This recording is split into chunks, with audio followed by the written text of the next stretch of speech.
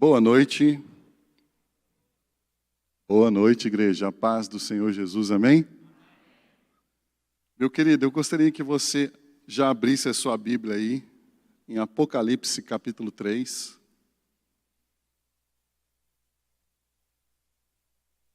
Nós vamos meditar dos versos 14 a 22. Apocalipse 3, 14 a 22.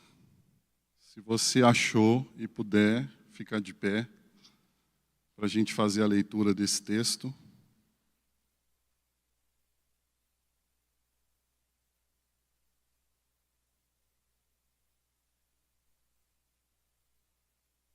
Amém? Todos acharam? Apocalipse 3, do 14 a 22, diz assim: Ao anjo da igreja em Laodiceia escreve: Estas coisas diz o Amém, a testemunha fiel e verdadeira, o princípio da criação de Deus. Conheço as tuas obras, que nem és frio nem quente. Quem dera fosses frio ou quente. Assim, porque és morno e nem és quente nem frio, estou a ponto de vomitar-te da minha boca. Pois dizes, estou rico e abastado, e não preciso de coisa alguma, e nem sabes que tu és infeliz. Sim, miserável, pobre, cego e nu. Aconselho-te que de mim compres ouro refinado pelo fogo, para te enriqueceres. Vestiduras brancas para te vestires, a fim de que não seja manifesta a vergonha da tua nudez.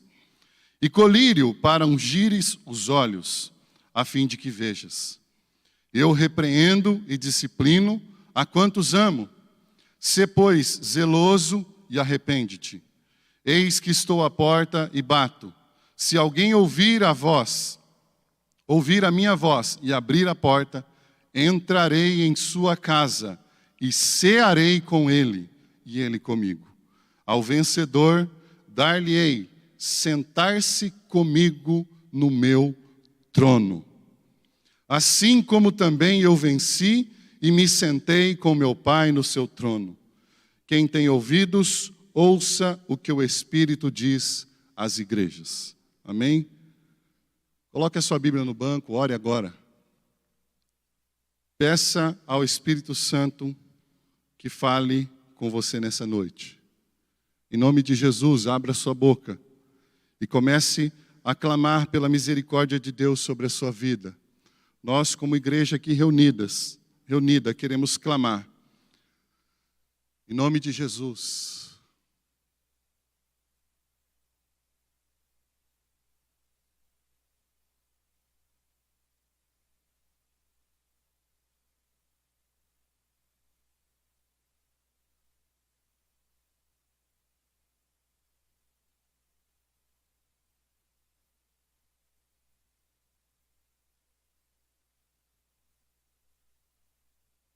Aleluia, Espírito Santo.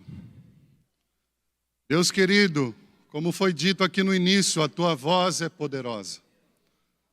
Nós queremos ouvir a tua voz nessa noite.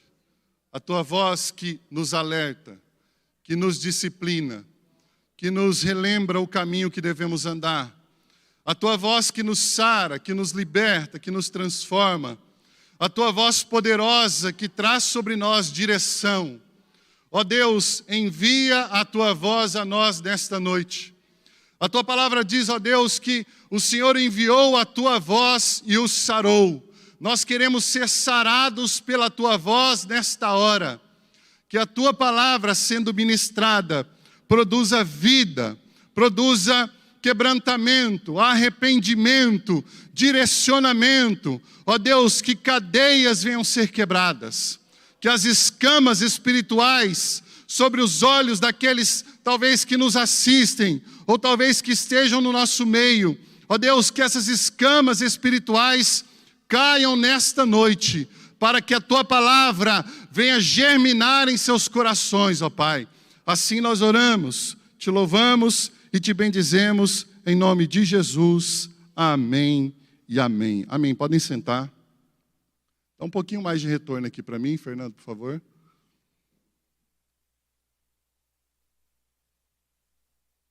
Meus queridos, eu quero estar ministrando essa palavra. Eu ministrei nesse texto aqui há uns 3 ou 4 anos atrás. Eu gostaria de estar novamente trazendo uma meditação baseada nesse texto. Como toda a palavra de Deus é muito rica, e como ela diz a respeito dela mesma, ela é apta, para discernir todas as coisas, para trazer divisão, para trazer exortação, crescimento, ensinamento. E nós estamos aqui nesta noite, talvez diante de uma palavra de Jesus. Aqui, se a gente olhar um pouco do contexto, as igrejas da Ásia, naquela época, e nós vamos ver aqui, talvez, se não a palavra mais severa que ele deu às igrejas daquele tempo. Existem algumas coisas que para a gente não é muito fácil de ouvir, mas como todo aquele que busca um conselho, nós precisamos estar com os nossos corações abertos para ouvir a palavra desse conselho ao nosso coração. Jesus é aquele que olha para nós e conhece a nossa necessidade. E talvez você não se enquadre no contexto em que vivia esta igreja de Laodiceia. Mas essa palavra, ela fica como um alerta para todos nós, para que nós não cometamos os erros que essa igreja e algumas outras cometeram. E nós, como cristãos, nós precisamos entender uma coisa, que a vida em Cristo não é uma vida apenas de aprendizado a respeito daquilo que eu devo fazer, o caminho que eu devo seguir, mas a vida com o nosso Senhor Jesus também é uma vida que nos direciona e nos dá um norte a respeito daquilo que nós não devemos fazer. E nós olhamos para a palavra de Deus e nós vamos ver vários exemplos, onde Deus mostra o que nós devemos fazer, mas vamos ver também vários exemplos, onde Deus nos mostra caminhos que nós não devemos trilhar. Então que você abra o seu coração nessa noite, e você entenda, receba essa palavra.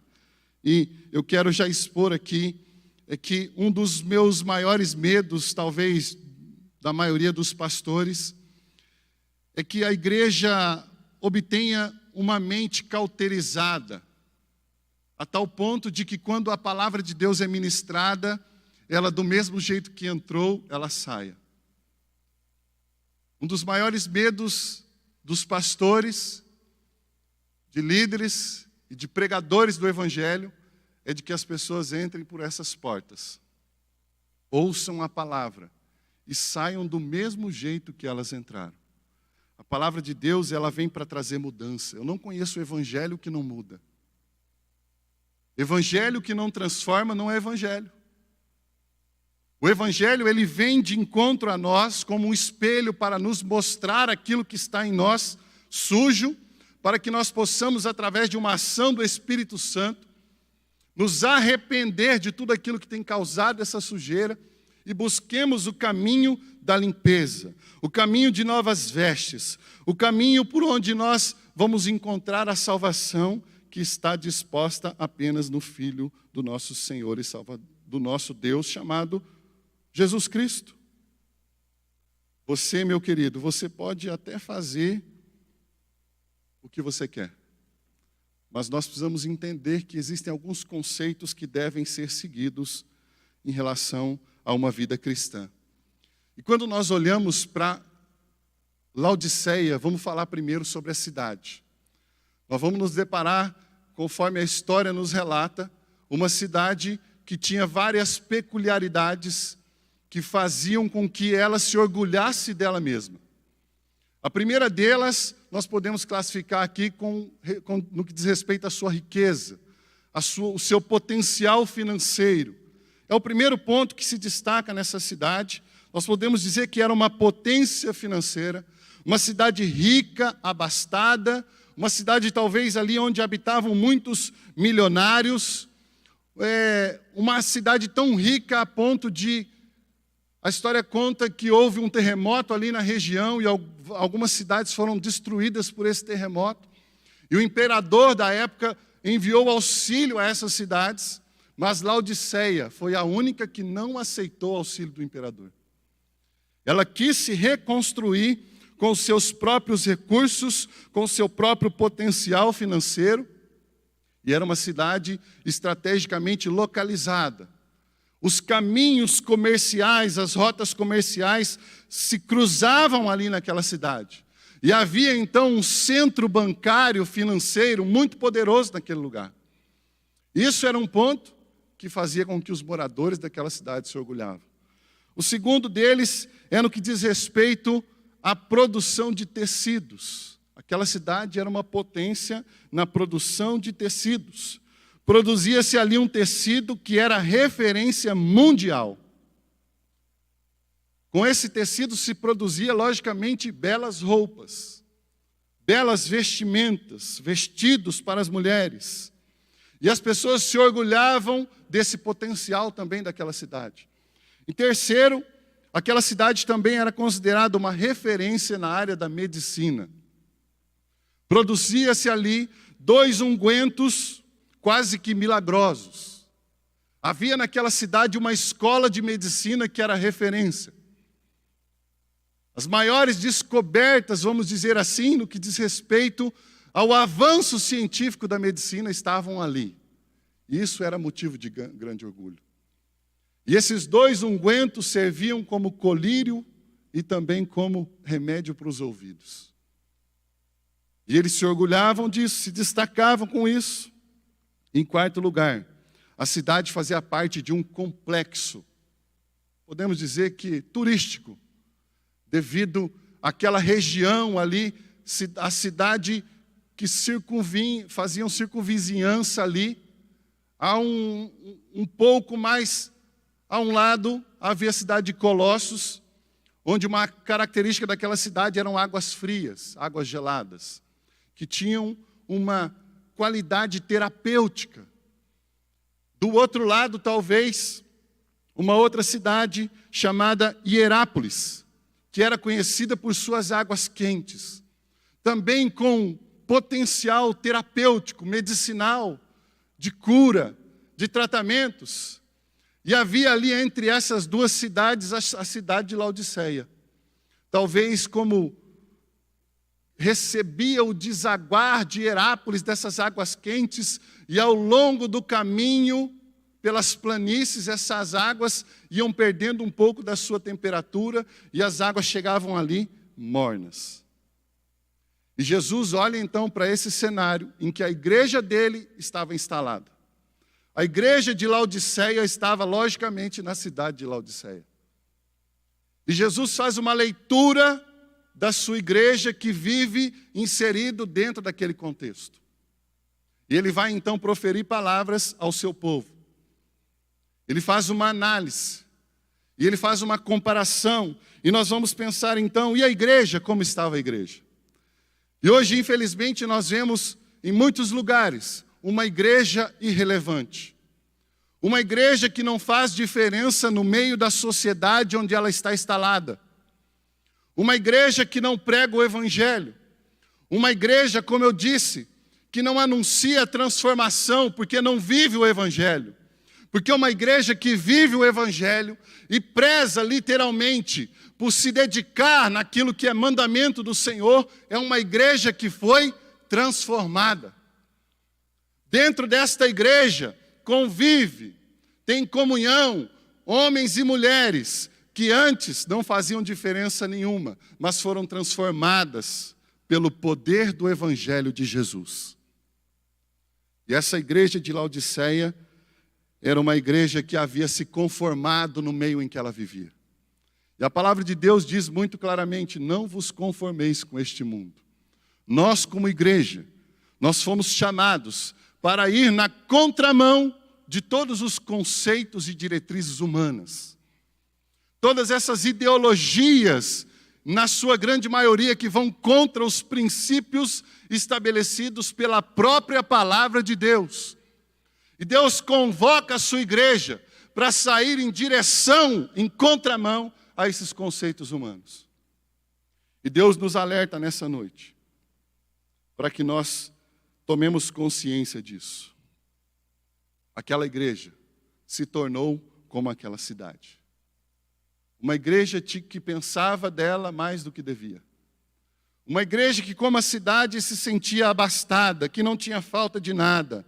E Jesus usa então esse cenário, como em várias outras passagens nós vamos ver, Jesus entrando no contexto do momento, da época, para entrar com a palavra de transformação, a palavra de mudança. Jesus usa aquele cenário daquela cidade para falar àquela igreja. Uma igreja que, diferente das outras, não tinha nada de bom. Uma igreja que precisava ouvir a voz daquele que é fiel, daquele que é o princípio e o fim. A única coisa boa que Laodiceia tinha era o conceito a respeito dela mesma. E ainda assim, era um conceito falso. O texto, a partir do verso 14, diz assim: ao anjo da igreja em Laodiceia escreve: estas coisas diz o Amém, a testemunha fiel e verdadeira, o princípio da criação de Deus.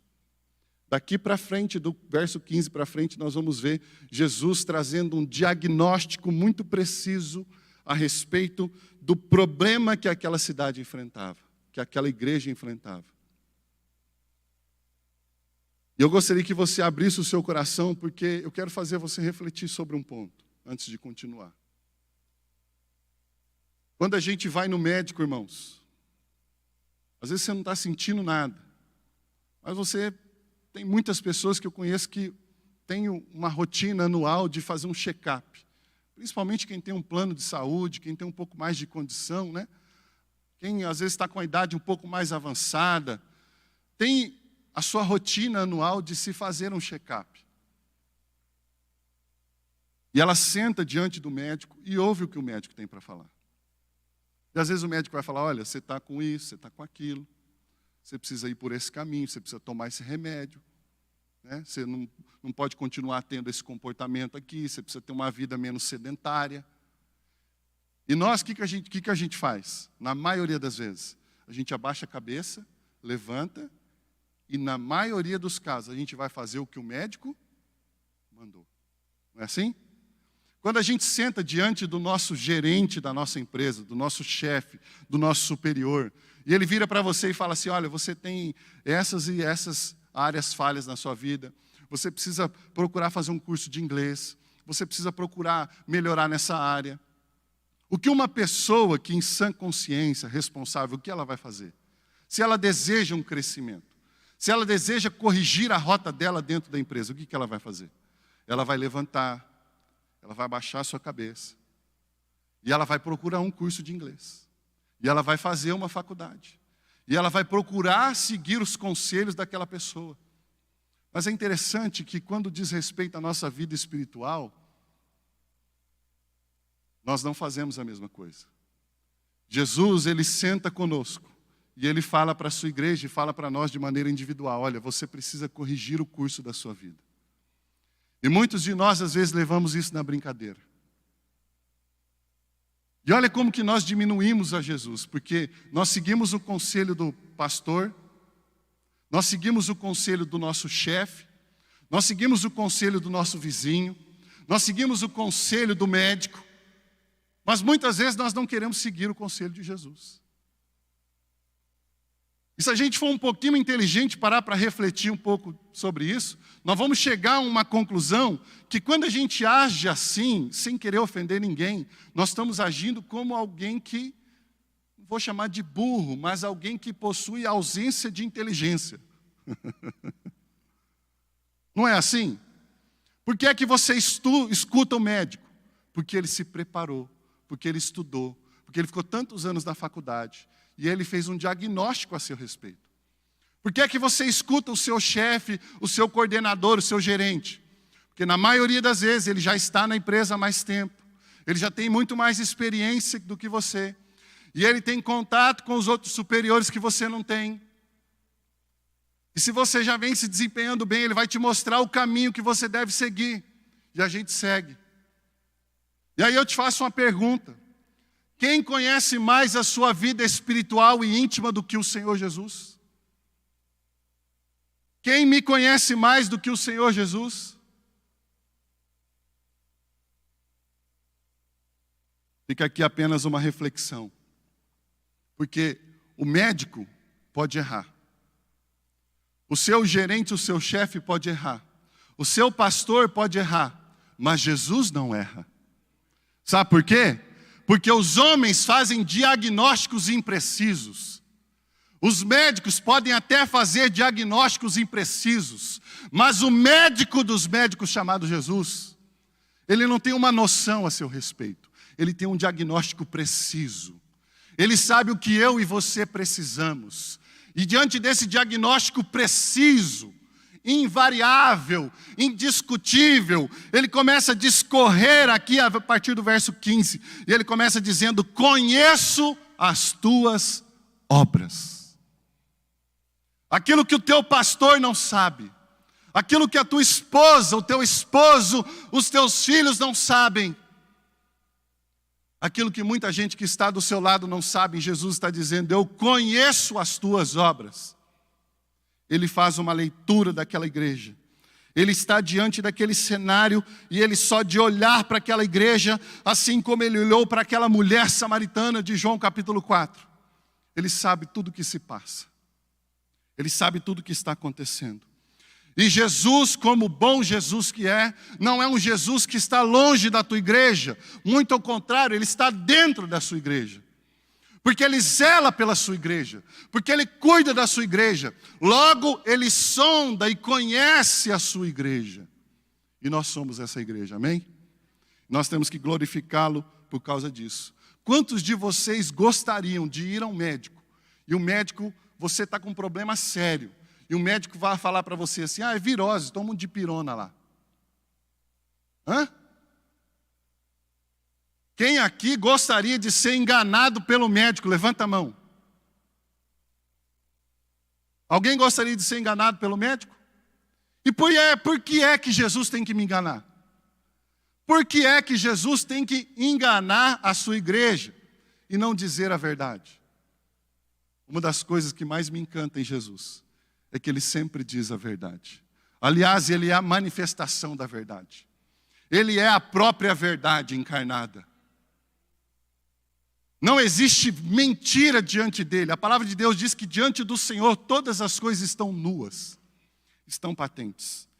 E o texto de João 4, 16 a 18, diz assim: disse-lhe Jesus: vai, chama o teu marido e vem cá. Ao que lhe respondeu a mulher: não tenho marido. Replicou-lhe Jesus: bem disseste, não tenho marido. Porque 5 maridos já tiveste, e esse que agora tens não é teu marido. Isto disseste com verdade. Jesus, ele olha para nós e ele faz esse diagnóstico. Ele consegue ver em nós a nossa falta de fervor espiritual.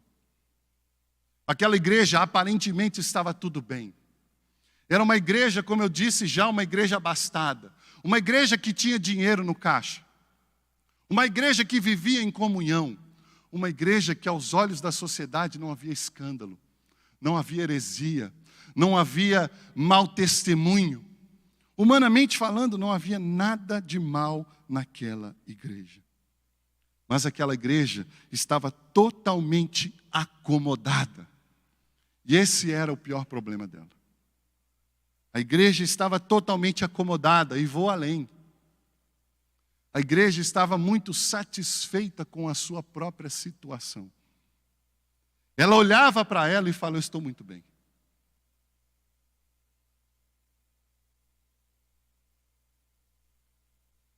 Sabe que às vezes a gente brinca, né? A gente fala: aqui é Shaddai. Aqui você topa. Aqui você arrumou para a cabeça.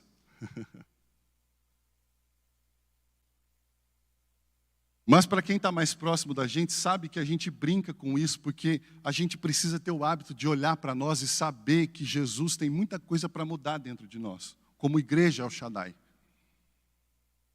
Nós não somos a igreja perfeita. Como o pastor Fabrício pregou aqui semana passada, não existe igreja perfeita. Jesus fala: eu conheço as suas obras.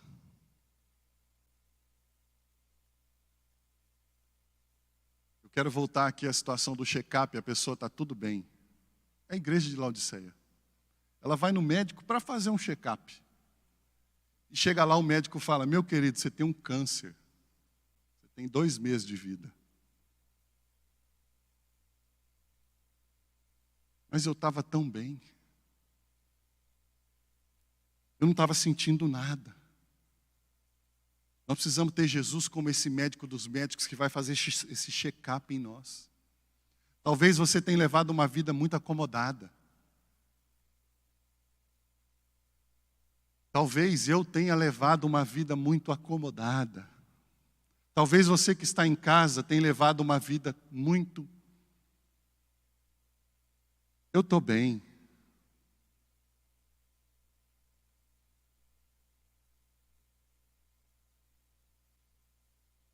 Jesus fala: você não é o que diz que é. Você pensa que sabe que é quem você é, mas você não sabe. O verso 15 ainda fala assim, ó: quem dera fosses frio ou quente. Quem dera tomasse uma decisão e me abandonasse. Duro ouvir isso, né?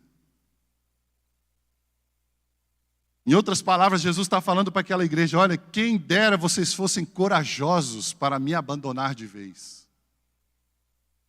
O texto de 1 Reis 18, 21, nós vamos ver uma passagem que nos choca. O texto diz assim, 1 Reis 18, 21. Então Elias se chegou a todo o povo e disse: até quando cochearás entre 2 pensamentos? Se o Senhor é Deus, seguiu. Se é Baal, seguiu. Porém o povo nada lhe respondeu. Deus está falando: olha, nós precisamos tomar uma decisão na nossa vida. Jesus está dizendo: olha, quem comigo não ajunta, espalha. Quem não é comigo é contra mim.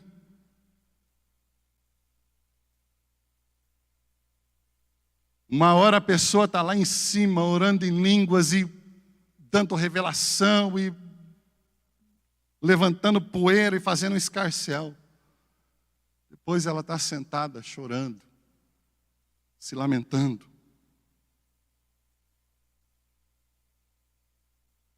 Uma hora está levantando a mão na igreja, daqui a pouco está lá fora se atracando com um rapaz, com uma moça. Está aqui orando em língua, sai lá fora, está traindo a esposa.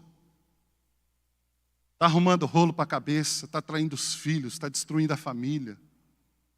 Jesus está dizendo para essas pessoas: está na hora de você decidir quem você vai seguir. Se Baal, se o mundo é Deus, vai, meu filho, embora. Ele não vai deixar de te amar por isso, mas ele vai respeitar a sua escolha.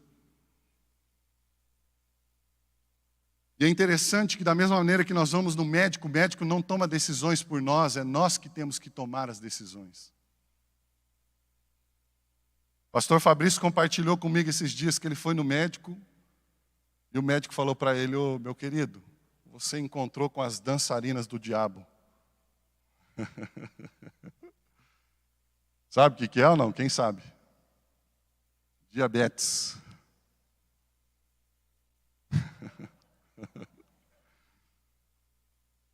O pastor Fabrício descobriu que ele tinha encontrado com as dançarinas do diabo. E o médico falou para ele: meu querido, se você não mudar o seu comportamento alimentar, não vai muito longe não.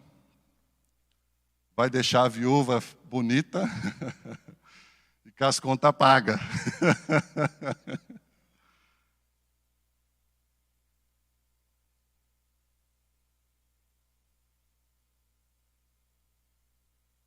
Muitos de nós, às vezes, criticamos os ateus.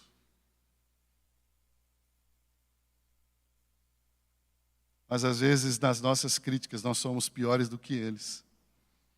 Como diz Arthur Edward em um dos seus livros, ele diz: é mais honroso ser um ateu declarado do que ser um membro incrédulo de uma igreja evangélica.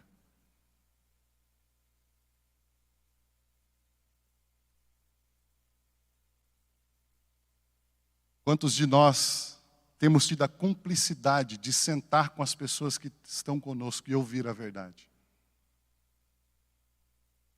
Às vezes a gente acha que nós estamos abalando.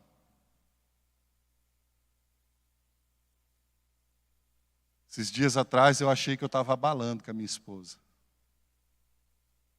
E ela me chamou para conversar.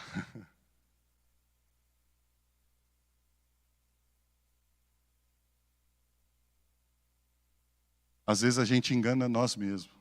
Nós enganamos a gente mesmo. Talvez você ache que você está abalando como crente. Senta com Jesus.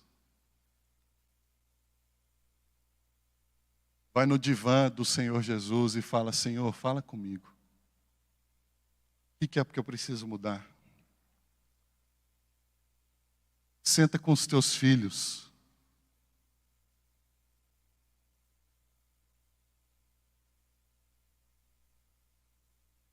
Esses dias eu sentei com Augusto e com a Ana Clara.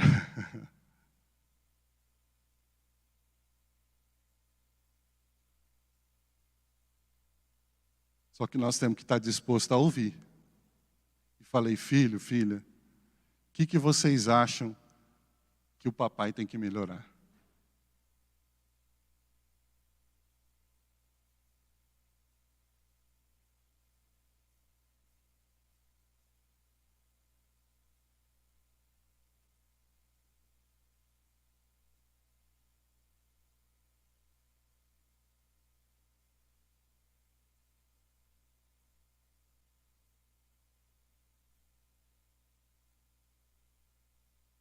Graças a Deus eu ouvi só uma coisa.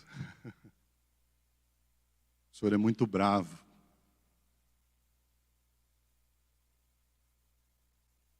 O senhor é muito nervoso. O senhor, às vezes chega em casa. Como diz o Augusto, o senhor vem com os problemas de fora e descarrega aqui em casa. Mas não é verdade, é a leitura que ele fez. Porque às vezes eu chego em casa e eu vejo coisas que eu já falei um monte de vezes. E às vezes as coisas não mudam. E aí a gente fala e fala, igual pai. É pai com filho, né? Você fala, você orienta, você fala, você orienta. Como todo bom macho que eu sou, eu não tenho sangue de barata. E aí eu explico para eles: vocês querem que o pai seja mais calmo? Eu vou tentar melhorar. Só que vocês precisam me ajudar a ajudar vocês. Agora com Jesus não, ele não tem nada para melhorar com a gente. Se tem alguém que tem que melhorar, somos nós. Nós, como igreja, nós precisamos melhorar. O verso 17 diz assim: pois dizes, estou rico e abastado, e não preciso de coisa alguma. E o texto continua dizendo: e nem sabes que tu és infeliz, sim, miserável, pobre, cego e nu. Pois dizes, estou rico e abastado e não preciso de coisa alguma. Aquela cidade tinha teatro, tinha ginásio, tinha belas atrações para a sua juventude. Infelizmente, por aí afora, às vezes até aqui, a gente encontra jovens que só querem os teatros, os ginásios, as luzes, os geoconfs da vida. Alguns pregadores dizem que essas festividades, esses congressos, esse monte de luz e fumaça não serve para nada. Mas eu digo que serve para uma coisa. Serve para provar para esses jovens, esses homens e mulheres, que só vêm na igreja em época de festa, que eles nunca estiveram com Jesus.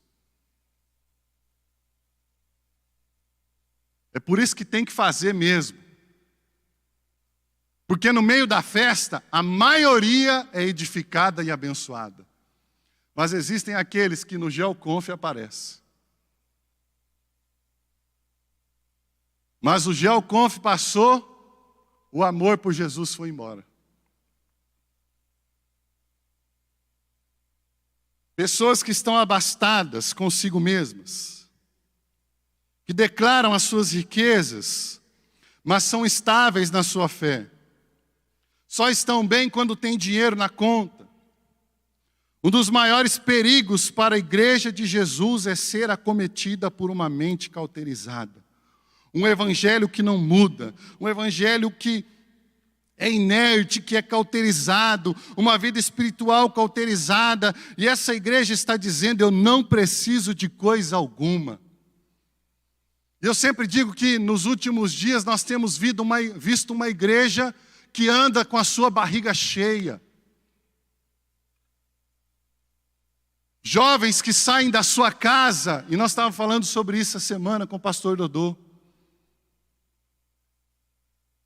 Meninos que sentam aí para ouvir a palavra e a única coisa que eles vão fazer é, após o culto, confrontar os seus líderes e os seus pastores lá fora. Mas isso que o senhor falou, fulano de tal falou que é heresia. Mas isso que o senhor falou não tem nada a ver. Mas isso porque eu estou estudando agora. Tem uma meninada aí que acha que começou a estudar, descobriu o mundo. Se Jesus sentar para discutir teologia com eles, deixa eu pegar Jesus. Homens e mulheres que desfazem de seus líderes espirituais, que têm levado uma vida de intercessão por eles, porque os pastores oram pelas igrejas. Nós, pastores, oramos por cada um de vocês. Mas existem aqueles que se levantam para questionar, para confrontar. Os ditos profundos conhecedores da Bíblia, mas não praticantes da verdade.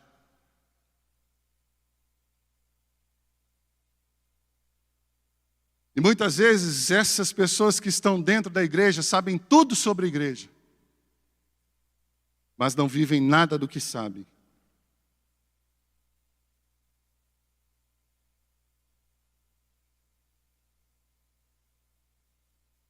Interessante pensar ainda nesse verso 17, uma reflexão de Hernandes Dias Lopes. O texto fala: e nem sabes que tu és infiel, sim, miserável, pobre, cego e nu. Aquela igreja se orgulhava de 3 coisas: do seu potencial financeiro, da sua medicina para os olhos e do seu ótimo tecido para as roupas. E Jesus faz um contraste de realidade com aquela igreja. E ele está dizendo: olha, você acha que você é rico, mas você é pobre. Você acha que você está muito bem da vista, mas você está cego. Você acha, meu querido, que você está muito bem diante das pessoas, muito bem vestido, mas você está nu.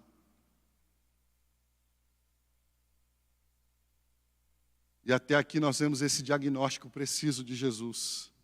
A partir de agora, como um bom médico, ele começa não apenas, ele não nos deixa cientes sobre a nossa condição, mas ele nos receita, ele nos passa o caminho que nós devemos caminhar, as ações que nós devemos ter. A partir de agora ele passa a transcrever a receita. No verso 18 ele fala assim: aconselho-te que de mim compres ouro refinado, pelo fogo para te enriqueceres, vestiduras brancas para te vestires, a fim de que não seja manifesta a vergonha da tua nudez, e colírio para ungir os teus olhos, a fim de que vejas. Olha o que Jesus está dizendo: aconselho-te. Jesus não vai te pegar pelo pescoço, colocar uma corda no seu pescoço e te arrastar pelo caminho que você deve andar. Jesus jamais vai tomar decisões que você deve tomar. Muito pelo contrário, como bom amante de nós, aquele que provou o seu amor na cruz, aquele que não mete o pé na porta, mas ele está na porta batendo. Ele está com toda a sua gentileza dizendo: aconselho-te. Preste atenção, não é o seu médico, o seu chefe, a sua esposa, os seus filhos, não é o seu pastor que está falando com você, é a própria boca de Deus que está dizendo: aconselho-te. Preste atenção com quem está falando com você. Nós é que temos que tomar uma decisão. E ele continua dizendo que de mim, Jesus está falando: compre de mim, só Ele tem a solução. Não existe ensino humano, não existe inteligência humana, não existe intelectualidade, não existe curso de teologia, não existe aconselhamento pastoral sem a presença do Espírito Santo. Não existe conselho do seu chefe, do seu gerente, não existe o conselho do seu médico.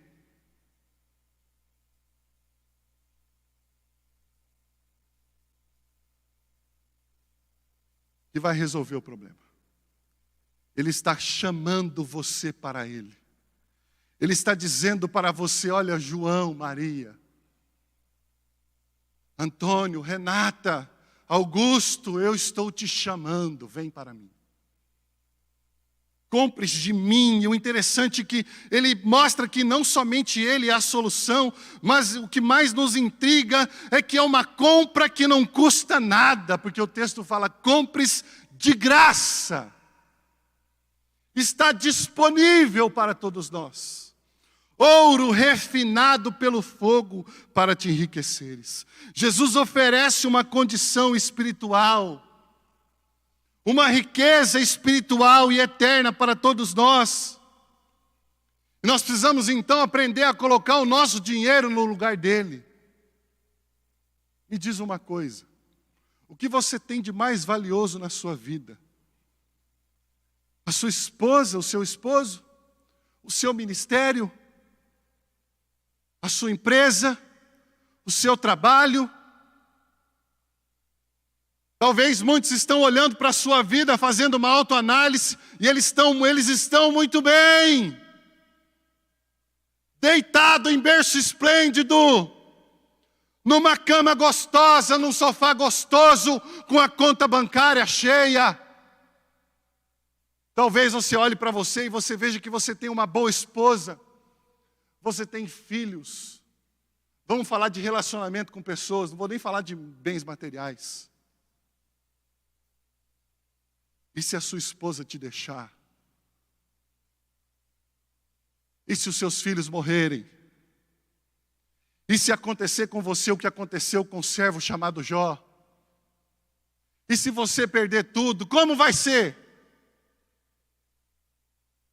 Sabe, por esses dias eu andei fazendo uma autoanálise, e às vezes isso me levou depois até a fazer um autoconfronto. Porque a gente tem por estima algumas coisas e pessoas. Mas a gente precisa tomar cuidado para que a gente não viva uma vida tal qual essa estima se torne maior do que a estima que temos pelo Senhor Jesus.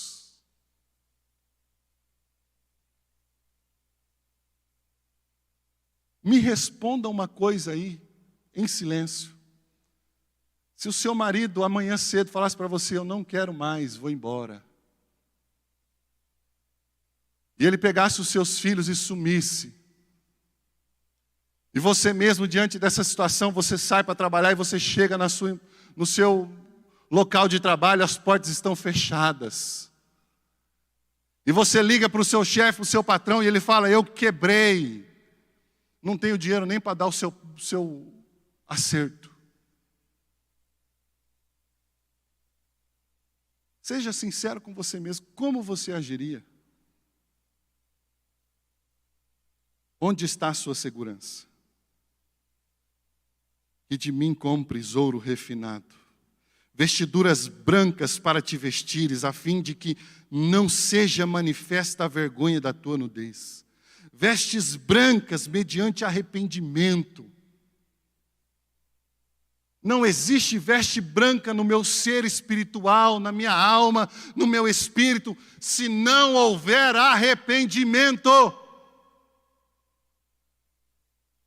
E muitas vezes nós vemos uma igreja que vive muito bem brigado entre elas. Irmãos que quando você pergunta, ele não fala com o irmão do lado, ele senta de um lado, a outra senta do outro.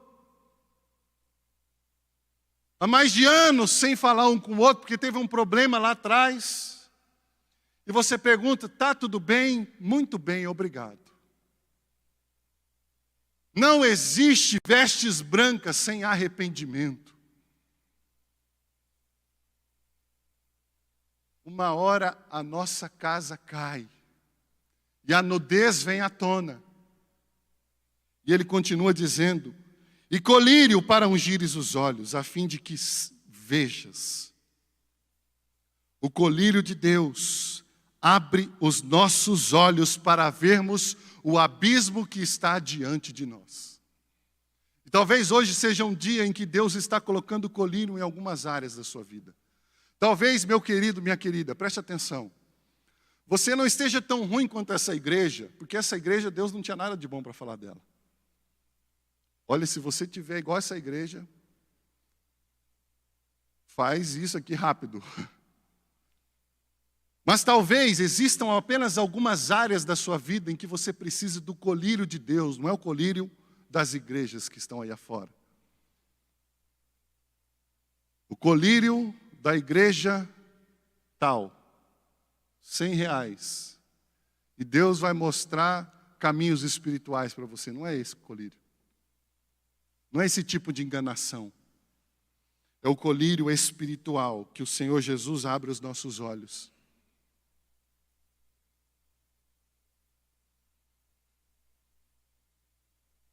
Porque o diabo, ele vai pingando nos nossos olhos um colírio que vai nos cegando de maneira progressiva. E o pecado, ele vai fazendo isso na nossa vida. Eu estou caminhando para o final aqui, tá?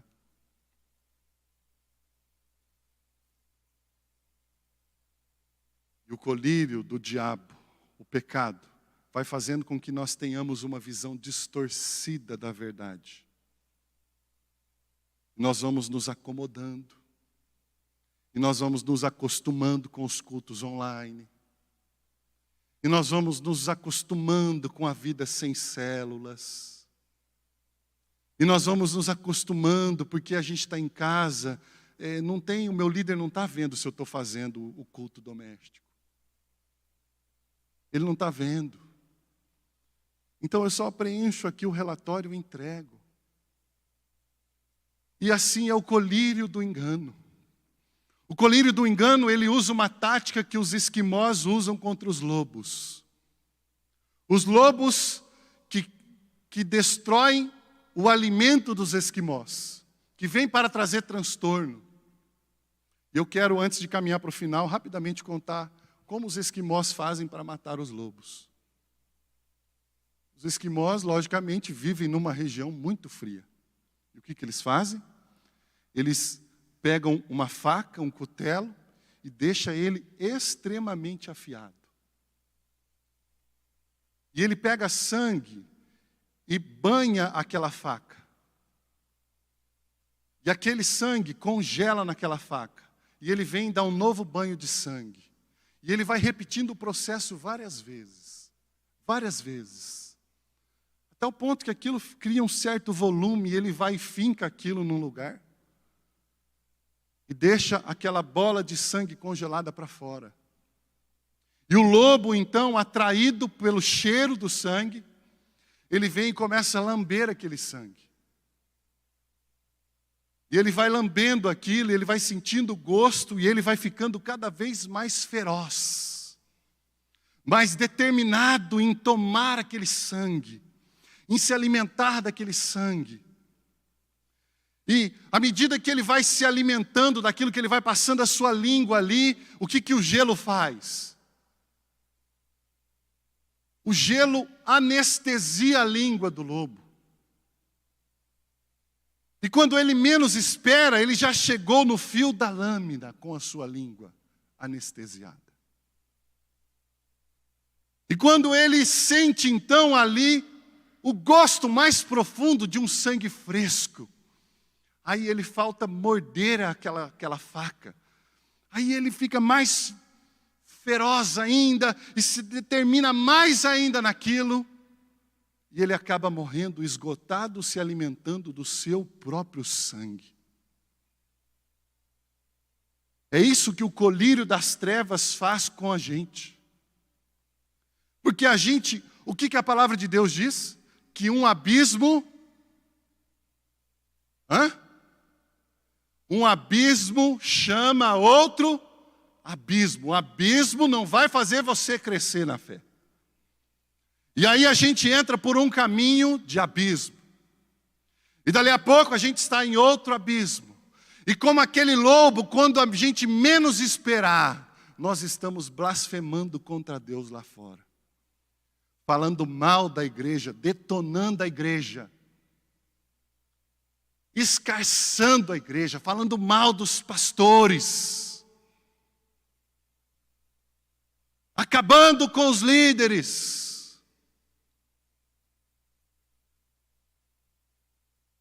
E o pior, vai para as redes sociais, para o mundo ver. Por que esses pastores isso? Por que esses pastores aquilo? Olha, deixa eu falar uma coisa para vocês. A igreja, por si só de ser igreja, ela já é perseguida. O louvor pode subir aqui, por favor. A igreja, só por ser igreja, ela já é perseguida. Nós não precisamos de dar mais motivo para as pessoas falarem mal da igreja. E às vezes eu vejo pessoas, algum escândalo envolvendo pastor, a gente nem sabe se é pastor. A gente nem sabe se é verdade a história. E só vai o botãozinho, ó, compartilhar, compartilhar, compartilhar, compartilhar. E pau na igreja, ó. E pau nos pastores. E pau no evangelho. E pau em Jesus, ó. Um abismo chama outro abismo.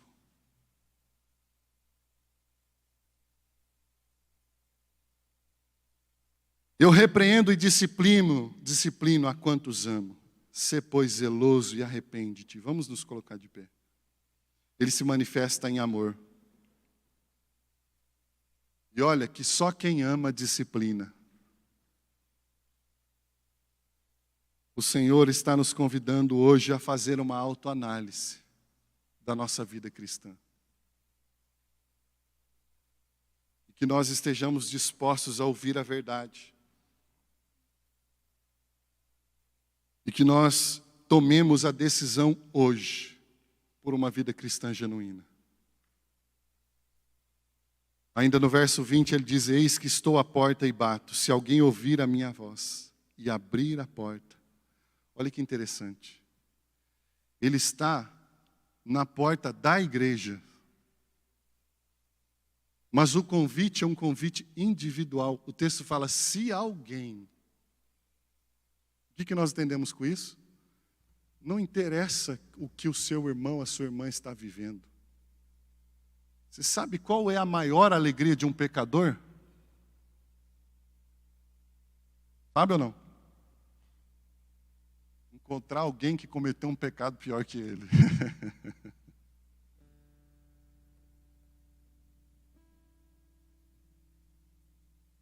Eu saí com uma, o fulano saiu com 3. Eu peguei só uma caneta só, fulano roubou 30 mil.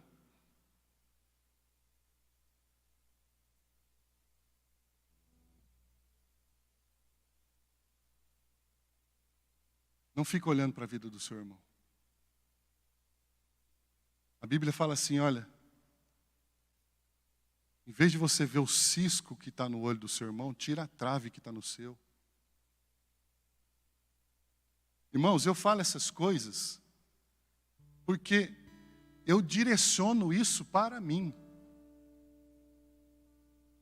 Porque às vezes a gente se pega em situações em que nós estamos, como a igreja de Laodiceia, achando que nós estamos abafando. E Jesus põe a gente na salinha.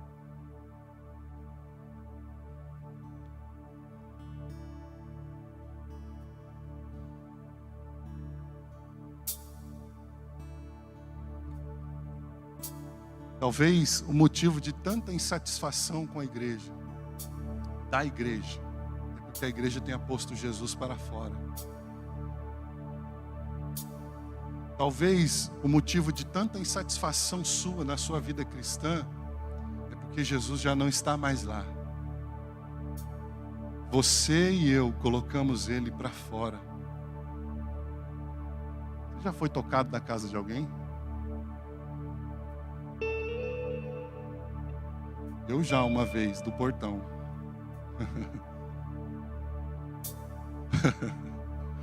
Você tem filho? Gente! Tocado com a mangueira, a mulher ligou a água assim, começou a jogar água. Às vezes a gente faz isso com Jesus.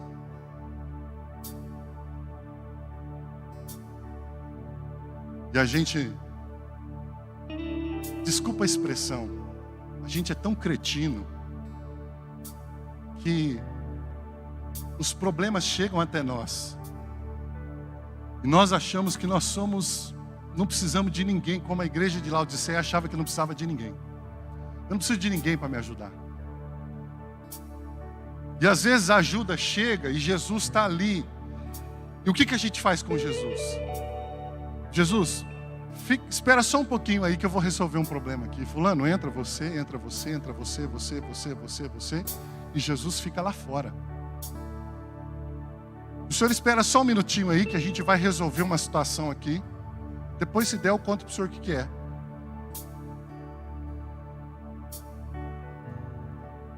A gente chama um tanto de gente para resolver o nosso problema, a gente só não chama ele.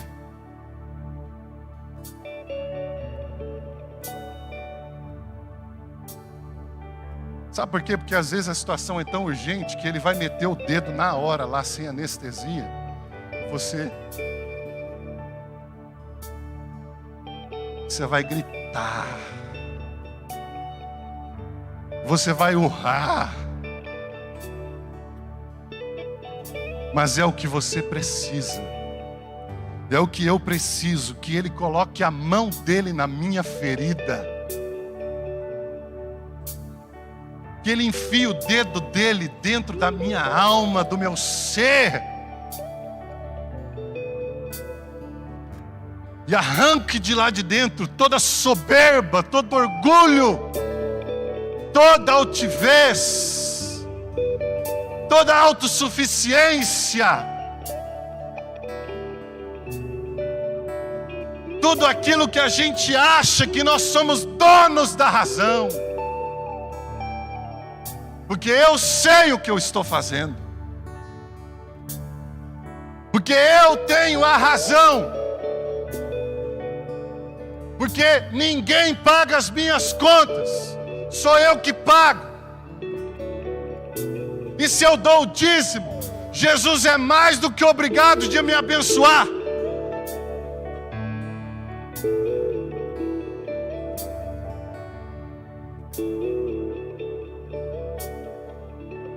A minha mulher não quer nada comigo, eu vou procurar outra na rua.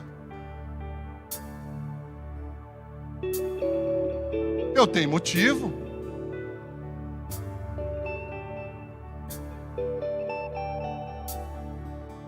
Jesus vem e enfia o dedo na ferida. Sabe, às vezes a desgraça chega na nossa vida para mostrar para mim e para você que nós o colocamos para fora da nossa vida.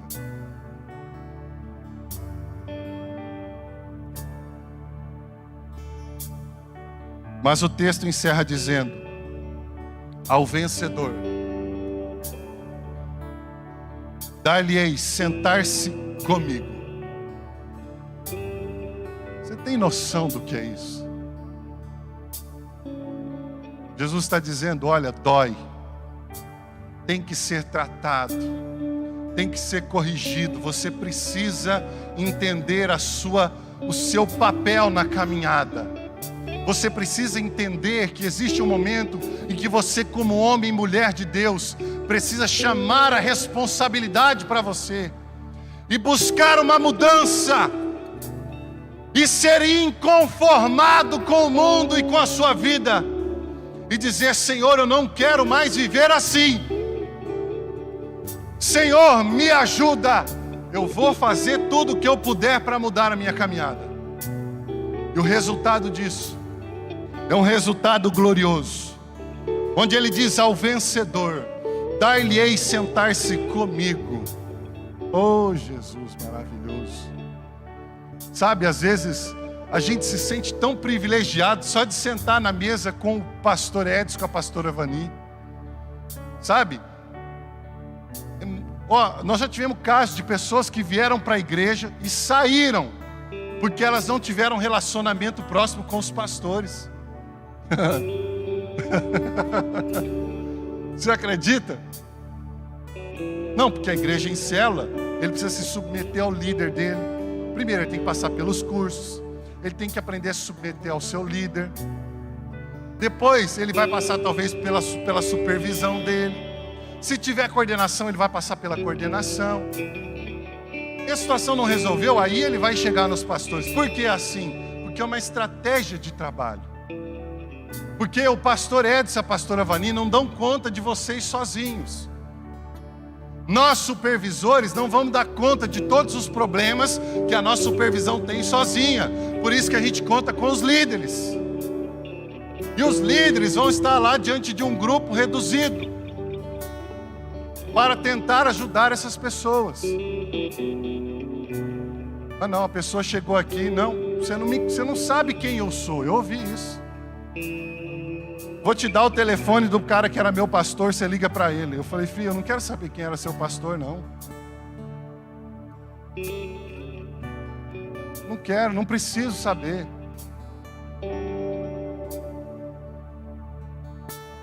E olha só, se a gente se sente honrado sentando com essas pessoas, Jesus está mostrando para a gente algo maior. Jesus está falando ao vencedor, dar-lhe-ei a sentar-se comigo. Esses dias eu estava pensando e refletindo, falei, Jesus, eu queria tanto que o Senhor voltasse logo. E a minha mente limitada ficou tentando enfrentar o cenário, como seria? Sabe, que algo glorioso à volta de Jesus. Que algo profundo, majestoso. Imagine, nem todos morreremos, mas todos seremos transformados. Um novo corpo, sem dor, sem choro, sem angústia, sem opressão, sem depressão, sem conta para pagar. Eita, saiu um glória aí, hein?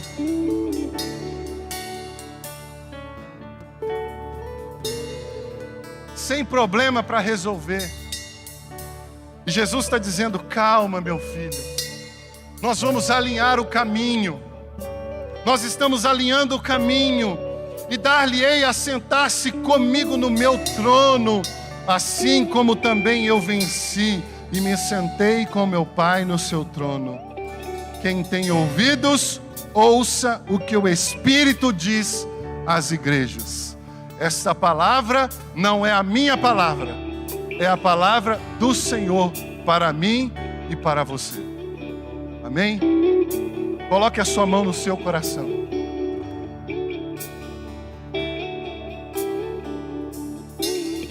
Imagine que você está no divã de Jesus agora. E o mais interessante de tudo isso é que você começa a dizer tudo aquilo que ele já sabe. E ele está olhando para você com um olhar de ternura, de amor, de cuidado, de zelo. Como uma pessoa que te chama para conversar e porque te ama muito, te aconselha. Jesus está dizendo para mim e para você nessa noite: aconselho-te que de mim compres ouro refinado no fogo. Eu gostaria que você fizesse uma oração individual aí agora, você e Deus. E como eu disse, talvez existam algumas áreas na sua vida em que você tenha colocado o Senhor Jesus para fora, em que talvez Jesus olhe e está dizendo: olha, você acha que você está abalando, você está abafando, mas você não sabe, meu filho. Você não está vendo o que eu estou vendo. Você é pobre, cego e nu. Mas eu estou aqui porque eu te amo. Mas eu estou aqui porque eu quero te abraçar. Eu estou aqui porque eu quero fazer com que você entenda a necessidade de corrigir o curso da sua vida. No meio de toda essa situação de sofrimento, dor e angústia, de pandemia, de incertezas, Jesus está com você. Ele está com você. E Ele está liberando em sua direção agora uma voz poderosa. Uma voz que despedaça os cedros do Líbano. Uma voz que faz parir a corça. Uma voz que é voz de muitas águas.